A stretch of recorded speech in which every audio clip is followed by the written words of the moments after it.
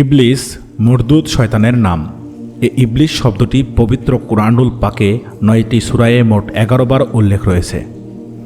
শয়তান শব্দটির দ্বারা প্রধানত ইবলিসকে বোঝানো হয়ে থাকলেও পবিত্র কোরআনের কোনো কোনো জায়গায় শয়তান শব্দের বহুবচন ব্যবহার করা হয়েছে এবং তার দ্বারা আসল শয়তান অর্থাৎ নির্দিষ্ট ইবলিসের পরিবর্তে তার শিষ্যমণ্ডলী বা শয়তানের গুণ ও স্বভাব বিশিষ্ট অন্যান্য দুষ্টদেরকে বোঝানো হয়েছে। শয়তান শব্দটি কুরআনুল পাকের মধ্যে সর্বমোট 35টি সূরায় সবসহ 25 বার উল্লেখ রয়েছে। ইবলিসের পিতার নাম ছিল খবিশ। জিনদের পঞ্চমবারের পয়গম্বর ও বাদশাহ হামুস ছিল ইবলিসজনক খবিশের পিতা। খবিশের আকৃতি ছিল অতি ভয়ঙ্কর একটি সিংহের মতো। তার স্বভাব ও প্রকৃতি ছিল সিংহের মতো। একদিকে তার দেহে ছিল আসুরিক শক্তি, অন্যদিকে তার চেহারায় ছিল ধূর্ততার ছাপ সুস্পষ্ট। ওই খবিশ ছিল পাপিষ্ট জিনদের মাথার মুকুট। ইবলিসের মাতার নাম ছিল নিবলিস। নিবলিস ছিল জিনজাতির পঞ্চম নেতা হামুসের কন্যা। নিবলিসকে ঠিক একটি নেকড়ে বাঘের মতো দেখা যেত। তার প্রকৃতি ছিল অবিকল নেকড়ে বাঘের মতো। কোনো এক রাওয়ায়েতে উল্লেখ আছে, জাহান্নামের আগুনের মধ্যে খবিশ ও নিবলিসের মিলনে ইবলিসের সৃষ্টি হয়েছিল। সুতরাং পিতামাতা ও জাহান্নাম এ দৃশ্যভাব ও প্রকৃতির সম্পূর্ণ প্রভাব নিহিত ছিল ইবলিসের চরিত্রে, আর সেটা থাকাই স্বাভাবিক। ইবলিসের পিতা খবিশের শারবুক নামে সর্বশাস্ত্রে অভিজ্ঞ ও সকল বিদ্যায় পারদর্শী একজন বন্ধু ছিল। খবিশ ছেলে ইবলিসের শিক্ষাদীক্ষার ভার উক্ত বন্ধু শারবুকের হাতেই অর্পণ করল। ইবলিস যেমন ছিল অতিশয় মেধাবী, তেমনি তার স্মৃতিশক্তিও ছিল অত্যন্ত প্রখর। সুতরাং কোনো পড়াই তাকে একবারের বেশি বলে দেওয়ার প্রয়োজন হতো না। যা সে একবার মাত্র শুনত আর কখনোই তা ভুলত না। এজন্য শারবুকের মনে তার ছাত্র ইবলিস সম্পর্কে অত্যন্ত উচ্চ ধরনের ধারণা জন্মে গিয়েছিল।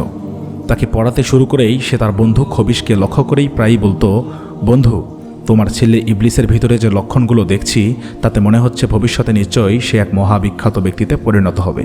আমি 26,000 বছর যাবৎ শিক্ষক হিসাবে নিযুক্ত আছি, কিন্তু এ দীর্ঘদিনের মধ্যে তোমার ছেলে ইবলিসের মতো এত তীক্ষ্ণ মেধাশালী, স্মৃতিসম্পন্ন ও বুদ্ধিমান ছাত্র আমার হাতে এখন পর্যন্ত আর দ্বিতীয়টি পড়ে নেই। তবে এ কথাও সত্য যে তোমার ছেলেটি অত্যাধিক বেয়াদব, অহংকারী ও বেশি একগুঁয়ে। এ তার ভবিষ্যতের জন্য মোটেই কল্যাণকর নয়। বস্তুত শৈশব হতেই ইবলিস অত্যন্ত রাগী, জেদি, একরোখা, ঝগড়াটে এবং বেশি মিথ্যাবাদী প্রকৃতির ছিল। প্রতিবেশী অন্যান্য জিন ছেলেমেয়েদের সাথে প্রায়ই ঝগড়া কলহ মারামারি ছিল তার কাজ। ছোট ছোট ছেলেমেয়েগণ তার অত্যাচারে অতিষ্ঠ হয়ে উঠেছিল এবং তার বয়সে বড় জিনগণও তার দুরন্তপনায় আতঙ্কিত হয়ে পড়েছিল, এ কারণে যে না জানি তার যেরূপ স্বভাব তাতে সে কখন কাকে মেরে ফেলে না কি করে তা তো বলা যায় না। বিশেষত বিপুল প্রভাব ও ক্ষমতার অধিকারী খবিশের ছেলেকে কিছু বলতে যাওয়াও ছিল সাধারণ জিনদের জন্য বিপদ। তাই তাকে কেউ কিছু বলতে সাহস পেত না। তবে সে যাই হোক না কেন, ইবলিসের মধ্যে এ দুরন্তপনা ও ঝগড়াটে প্রকৃতির বিপরীতধর্মী প্রকৃতি তথা তীক্ষ্ণ বুদ্ধি এবং মেধাবী চরিত্র তার জীবনের প্রথম ভাগের জন্য খুবই অনুকূল অবস্থা সৃষ্টি করল। ভাগ্যও তার সুপ্রসন্ন। ফেরেশতাগণ সকল জিনকে ধ্বংস করার কালে বালক ইবলিসকে স্নেহবশত হত্যা না করে উল্টা তাকে লালন পালন করার জন্য আল্লাহর নিকট হতে অনুমতি লাভের দোয়া জানালো। আল্লাহ সে দোয়া মঞ্জুর করে ফেরেশতাদেরকে অনুমতি দান করলেন। ফেরেশতাগণ সে অনুসারে তাকে প্রথমা আসমানে এনে নিজেদের প্রকৃতি ও স্বভাব অনুরূপ তাকে আল্লাহর ইবাদত বন্দেগীর নিয়মকানুন শিক্ষাদান করল।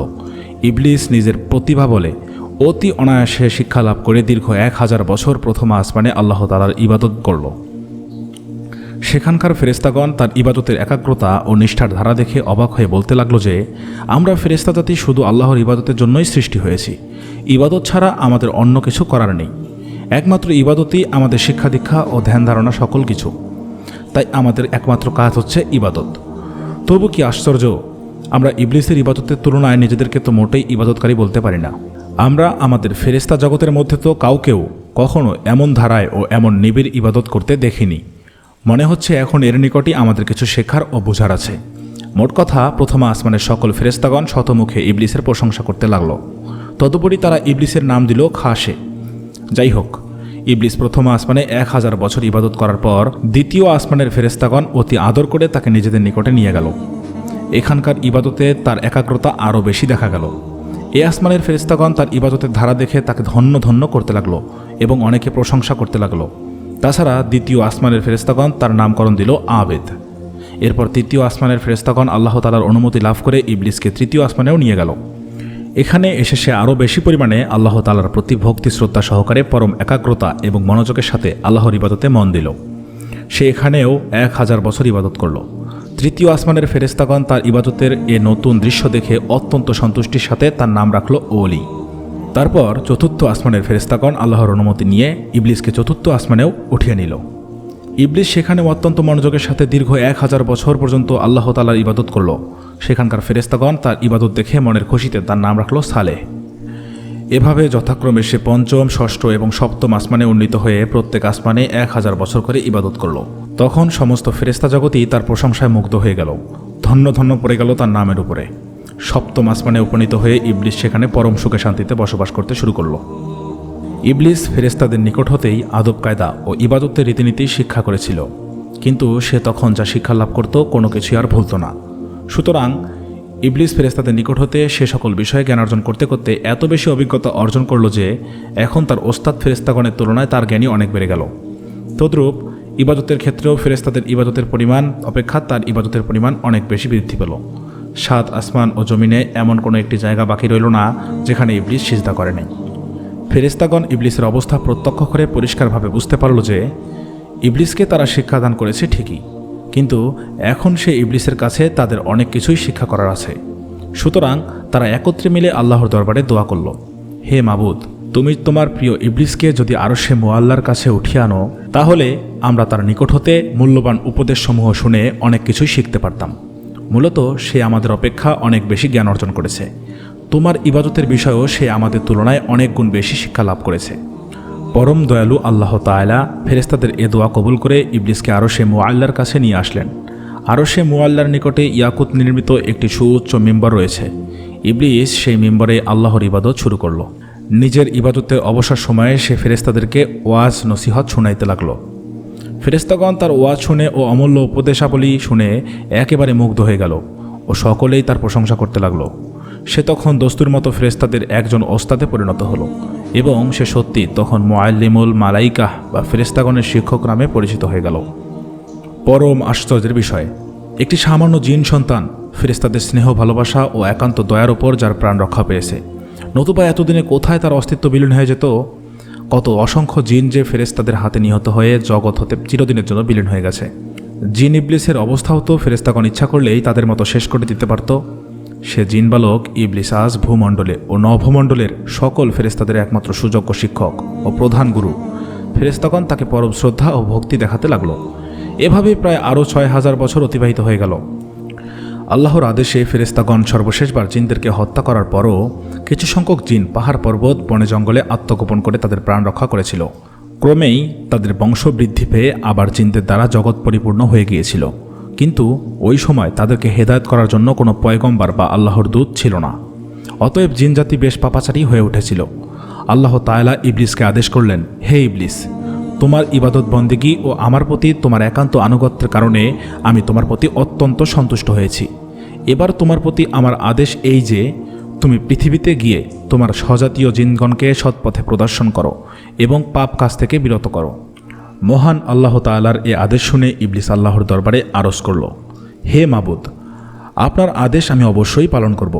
তবে আমার একটি আরজ এই যে আপনি আমাকে এমন ক্ষমতা প্রদান করুন যাতে আমি সারাদিন পৃথিবীতে জিনদেরকে হেদায়ত করে সন্ধ্যায় আবার এখানে ফিরে এসে সারা রাত আপনার ইবাদত বন্দেগী ও ফেরেশতাদেরকে নসিহত করতে পারি। আল্লাহ তাআলা ইবলিসের এ আরজ কবুল করলেন। তখন ইবলিস অত্যন্ত খুশি হয়ে আবার দুনিয়ার বুকে নেমে আসলো এবং জিনদেরকে হেদায়ত করার কাজে নিয়োজিত হলো। কিন্তু ইবলিসের শত চেষ্টা কোনোই কাজে আসলো না।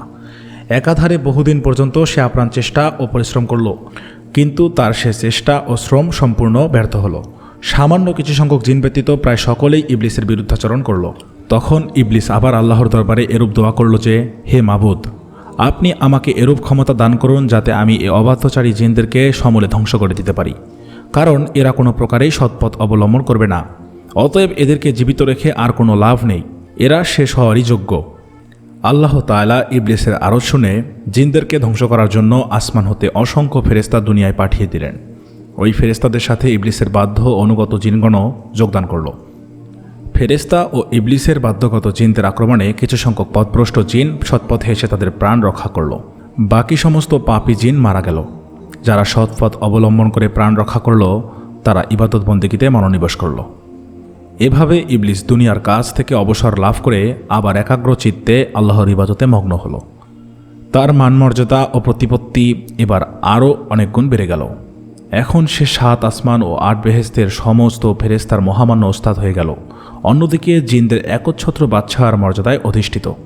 এ সময় তার ইবাদত করার জন্য নির্দিষ্ট কোনো জায়গা ছিল না। আসমান, জমিন ও আরশে মুআল্লার নিকট সর্বত্রই তার ইবাদতের জায়গা ছিল।